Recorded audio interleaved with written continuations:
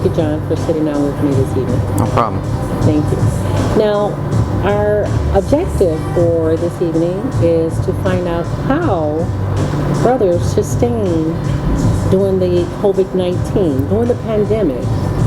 What were some of the methods or modifications, or what happened during the pandemic that brought you guys to this point? We had to lay everybody off for about a month and a half, and then we were able to reopen, but you had to be a restaurant and a bar, so we had to open up our kitchen full time.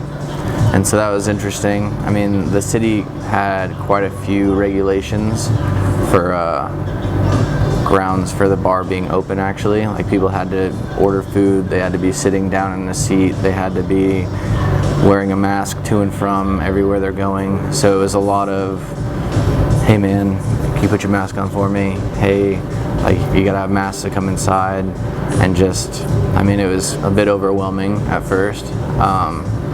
But we had brought back, I think, 4 employees for the time being. Like, after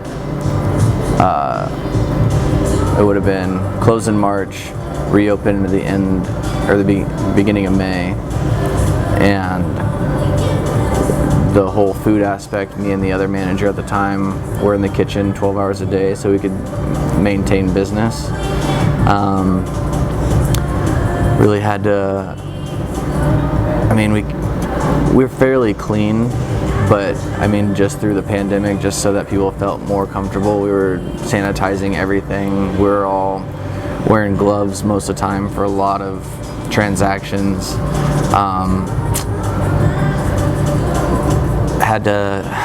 We had to separate each booth, basically knock out every other booth so there was 6 feet between every table. Just kind of followed all the guidelines that we were given so that we could maintain business.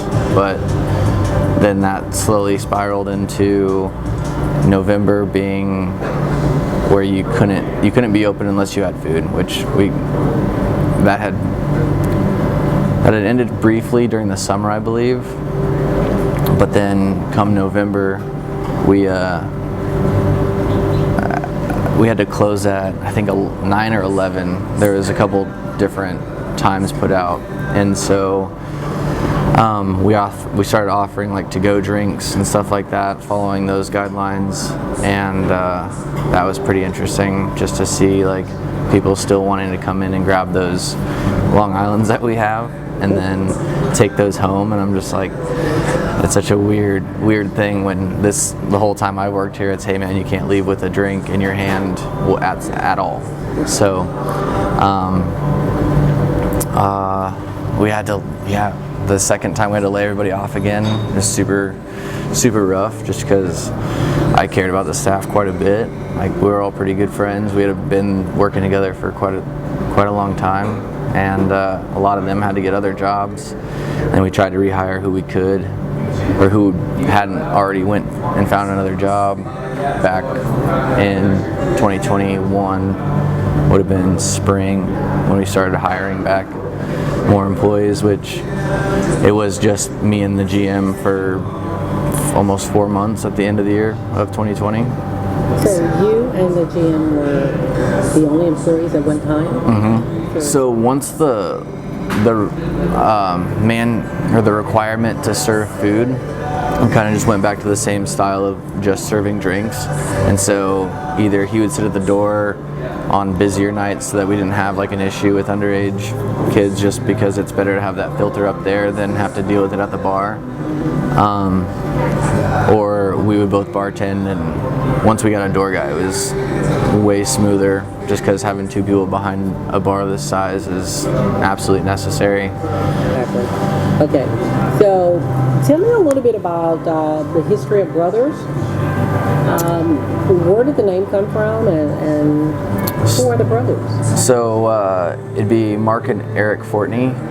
I believe they have a third brother, but I don't know his name, unfortunately. But they started in La Crosse, Wisconsin, I believe, and started a bar after they had gotten done with college, and then made a pretty big deal of it. I mean, they've got over 25 or so stores, which is pretty impressive, and they got a good model going. Now tell me, since you are general manager, congratulations on your level up. Thank you. What are your plans for the establishment here? So right now, I think building our staff is definitely important.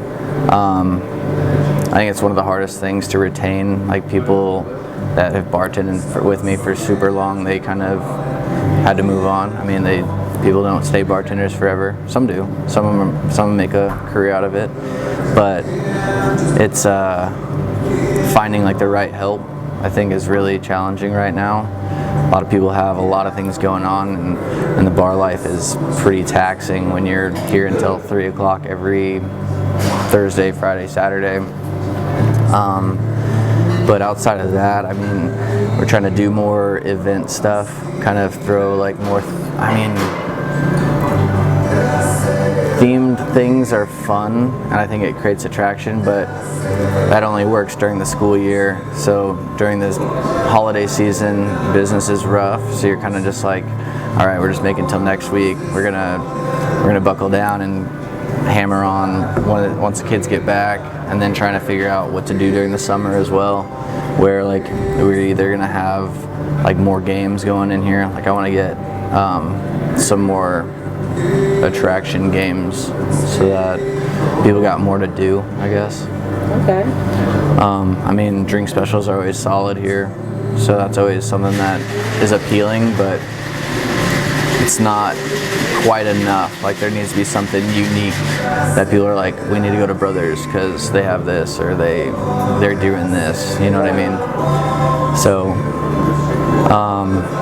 kind of just been brainstorming a lot of stuff. I mean, it's a lot of maintaining what we have now, but then building on. Do you have a story of the most difficult time during COVID-19 that you experienced?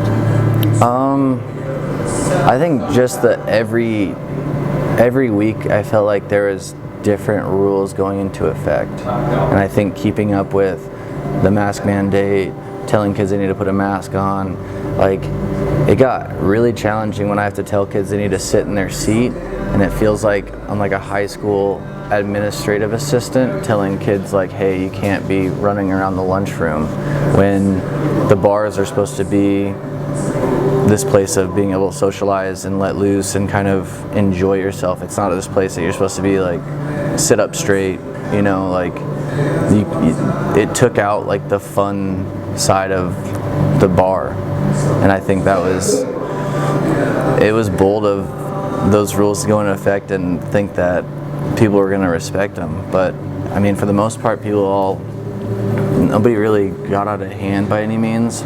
It just was really like sad to see, like you see friends come in, you've got a group of 10 people and you have to say, hey man, you can only have 8 at this table, the other 2, or you guys can split up. It was just really challenging to try and convince these kids that this was the right thing to do.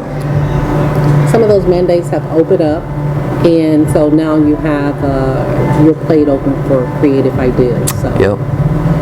I want to congratulate you on your new position. Thank you. And we look forward to Brothers in Lincoln striving to the top. Trying. All right. Thank you so much. You bet.